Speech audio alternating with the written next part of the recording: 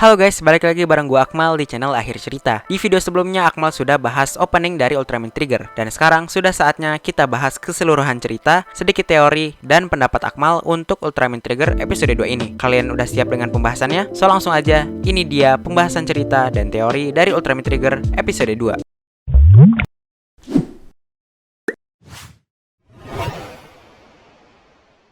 Tentu saja teori ini tidak sepenuhnya betul ya guys, karena bisa saja teori ini justru benar-benar salah. Tapi tidak ada salahnya kita berteori dengan menganalisa tiap episode dari Ultraman Trigger. Episode 2 dimulai dengan Kengo dan Ketua Shizuma yang sudah sampai ke bumi. Di sini Kengo diminta Ketua Shizuma untuk merahasiakan identitasnya sebagai Ultraman Trigger sebelum bergegas menuju pangkalan TPU dan God Select. Kemudian ada scene flashback dari Kengo yang mengingat percakapannya dengan ibunya. Di sana ibu Kengo sangat mendukung keputusan yang dipilih oleh Kengo untuk mengejar masa depan yang diimpikan oleh Kengo, dan ibu Kengo pun mengizinkan Kengo untuk pergi ke bumi. Setelah itu opening Ultraman Trigger diputar. Selesai opening, scene memperlihatkan Ketua Shizuma dan Kengo yang sudah sampai ke pangkalan TPU dan mereka pun masuk ke dalam Nars Desai. Di dalam, Kengo yang canggung berkenalan dengan satu persatu kru dari God Select, dimulai dari yang paling semangat yaitu pilot Nars Desai, Teshin Sakuma. Kemudian ada Himari Nanase, selanjutnya Metron Seijin Maruru yang ngambek karena disebut lucu oleh Kengo. Kemudian ada ketua dari God Select, Seiya Tatsumi. Lalu ada Akito Hijiri yang tampak tidak senang dengan kedatangan Kengo. Saat Kengo menghampirinya dan mengajaknya bersalaman, Akito malah tidak menggubris ajakan salam dari Kengo dan malah menyuruh untuk menyimpan perkenalan itu. Kemudian datang seorang perempuan yang mungkin menjadi salah satu waifu kalian, yaitu anak dari Ketua Shizuma, Yuna Shizuma. Di sana Kengo memperhatikan wajah dari Yuna dan mengingat mimpinya saat bertemu Yuzare dan menganggap kalau Yuna adalah Yuzare. Kengo pun menghampiri Yuna dan memegang tangannya. Di sana Akito kepanasan dan mendorong Kengo hingga terjatuh. Akito pun pergi dari tempat tersebut. Scene berpindah ke ruangan Akito. Di sana tampak ada sebuah Ancient Spark Lens yang dipandangi oleh Akito. Akito pun mengatakan kenapa dia, yang merupakan wujud keluh kesahnya karena tidak terpilih menjadi Ultraman Trigger. Kemudian scene pun memperlihatkan potongan reruntuhan kuno lengkap dengan alat yang fungsinya adalah untuk menyerap kekuatan dari potongan reruntuhan kuno tersebut. Scene pun berpindah ke kamar Kengo dan terlihat ia sedang menyirami tanamannya yang diberi nama Rilie dan menyemangati dirinya sendiri. Kengo pun keluar dari kamarnya dan berjalan di koridor. Di sana ia bertemu dengan Teshin yang memuji penampilan dari Kengo yang baru saja menggunakan seragam resmi dari God Select. Kengo pun mengobrol dengan Teshin dan mengatakan alasan Kengo bergabung dengan God Select adalah untuk membuat semua orang tersenyum. Lalu Teshin pun memberikan jawaban yang menggokil sambil pergi meninggalkan Kengo, dan Kengo hanya bisa tersenyum melihat kelakuan seniornya itu. Kemudian scene berpindah ke suatu tempat yang sepertinya berada di bulan. Di sana terlihat ada Carmilla. Jadi Akmal salah selama ini. Akmal panggilnya Carmilla, ternyata yang benar adalah Carmera ya tulisannya. Jadi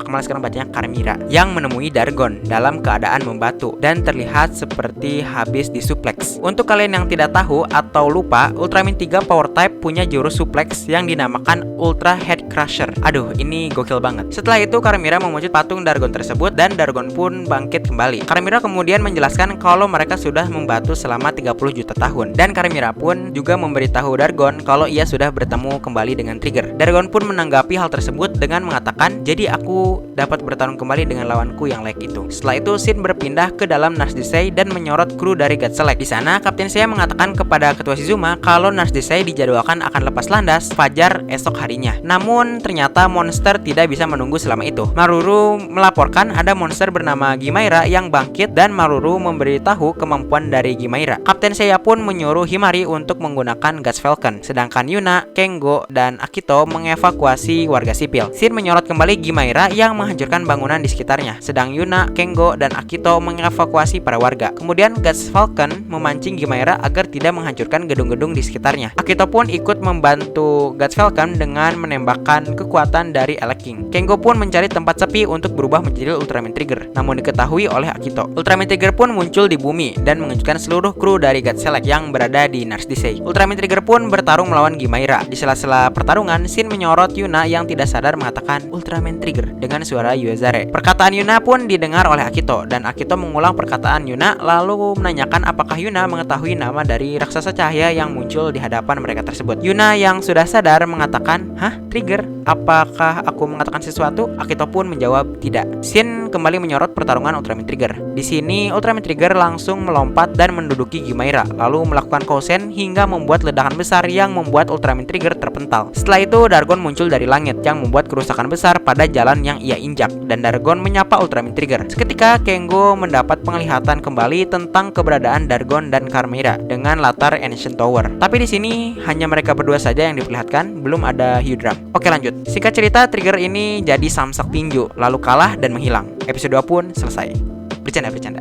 Setelah menghilang, Kengo yang sedang berjalan dalam keadaan babak belur seusai bertarung dihampiri oleh Akito yang mengejek cara bertarung Kengo yang buruk. Kengo yang tidak tahu kalau identitas ultranya diketahui oleh Akito menanyakan maksud Akito mengatakan hal tersebut. Akito pun langsung mengambil God Spark Lens Kengo dan membukanya. Akito sudah mengetahui hanya Spark Lens Kengo lah yang dapat melakukan henshin, dan juga karena Akito lah yang membuat Spark Lens milik Kengo dengan meniru Ancient Spark Lens yang ditemukan Ketua Shizuma di reruntuhan kuno. Tujuan Akito membuat tiruan Ancient Spark Lens adalah karena ia ingin melindungi Yuna. Akito juga mengatakan seharusnya ialah yang menjadi raksasa cahaya dan bukan Kengo. Kengo pun menjawab pernyataan Akito tersebut dengan mengatakan kalau ia ingin membuat semua orang di dunia ini tersenyum, termasuk juga Yuna dan juga Akito. Shin pun berpindah ke ruangan Akito. Di sana tampak Akito masih belum menerima Kengo sebagai orang yang dipilih cahaya. Tampak juga di sana ia memegang Hyper Key dari Ultraman Trigger Power Type. Kemudian datang Ketua Shizuma yang meminta Akito untuk menerima Kengo sebagai seorang yang mewarisi cahaya dan mendukungnya. Shin pun berpindah memperlihatkan Dargon di tengah kota di malam hari. Dargon pun membuat kekacauan dengan menghancurkan gedung-gedung di sekitarnya. Kapten Seiya menyuruh Himari untuk menggunakan Guts Falcon, tapi karena tenaga Guts Falcon sudah habis, membuat Guts Select tidak bisa berbuat apa-apa. Kemudian Shin berpindah ke Kengo yang sedang istirahat, lalu langsung bergegas untuk pergi menghadapi Dargon. Di koridor, ia diberi Hyper Key Ultraman Trigger Power Type oleh Akito. Akito mengatakan kekuatan harus dilawan dengan kekuatan, dan Kengo pun pergi untuk melawan Dargon. Shin berpindah ke tengah kota dan memperlihatkan datangnya Ultraman Trigger Multi-Type yang langsung menendang Dargon hingga mundur ke belakang. Gila sih ini, Dargon cukup kuat ya. Ditendang dadanya bukannya jatuh, malah cuman mundur doang. Ini detail yang bagus untuk memperlihatkan kejomplangan kekuatan antara kekuatan form Multi-Type dengan kekuatan Dargon. Oke, lanjut. Setelah menendang Dargon, Kengo langsung melakukan henshin kembali, namun sekarang menggunakan Hyper Key Power Type. Shin transisi dari Multi-Type ke Power Type di sini sangat keren ya. Fresh namun tetap memunculkan kesan lama dari Ultraman 3. Apalagi saat belum berubah wujud, jadi masih warna merah doang. Ini triggernya benar-benar mirip sama Ultraman 3. Akmal sendiri hanya bisa terdiam dan senyum-senyum sendiri saat melihat scene ini. Di dalam hati cuman bisa bilang, gila, ini keren parah.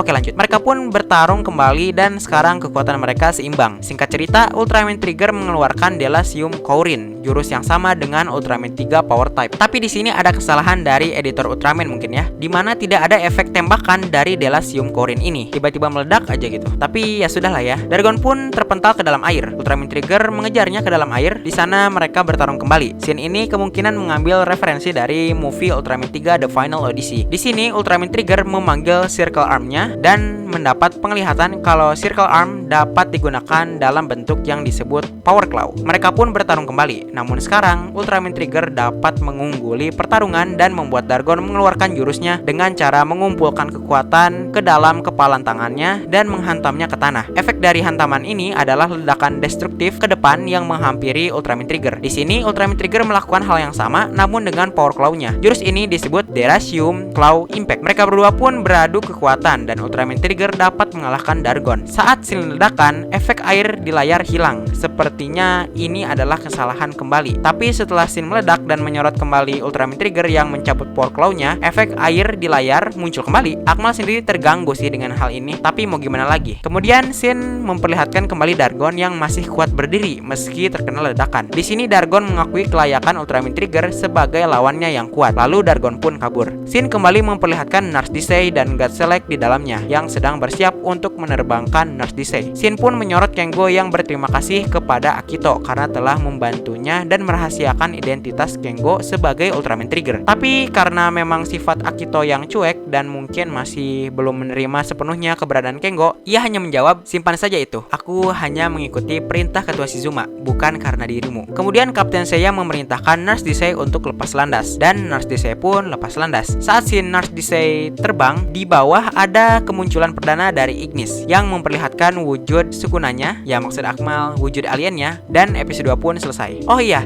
ada sedikit kekurangan di opening. Jadi di opening itu tidak dimunculkan Ignis, padahal Ignis ini merupakan salah satu tokoh tokoh antagonis yang mungkin akan berpengaruh pada jalan cerita dari Ultraman Trigger ini. Pendapat Akmal untuk episode kali ini cukup epic, dan Akmal tebak saat kalian melihat scene transisi multi-type ke power type pasti senyum-senyum sendiri dan langsung ingat sama Ultraman 3. Nah, memori-memori inilah yang seharusnya digali oleh Suburaya. Cerita Ultraman Trigger yang fresh namun dapat menggali memori kita dahulu saat menonton Ultraman 3 merupakan sebuah kelebihan yang bagus, bukan? Semoga saja next episode Suburaya bisa tetap konsisten dengan memberikan cerita yang fresh namun juga dapat menggali memori-memori kita penonton Ultraman 3. Untuk kekurangan pada episode kali ini tidak membuat Akmal menjadi tidak suka dengan series Ultraman Trigger ini. Good job Suburaya. Semoga saja nanti tidak ada lagi kekurangan-kekurangan seperti di episode kali ini. Dan itu tadi merupakan pembahasan teori dari Ultraman Trigger episode 2. Apabila ada kesalahan dalam teori atau pembawaan Akmal mohon maaf. Mungkin itu saja guys dari Akmal. Untuk kalian yang punya pendapat boleh langsung komen di bawah. Terima kasih sudah menonton video ini. Jangan lupa like, comment, share, dan subscribe. Karena channel ini belum menyentuh 1000 subscriber, tolong bantu Akmal untuk subscribe channel ini. Dan inilah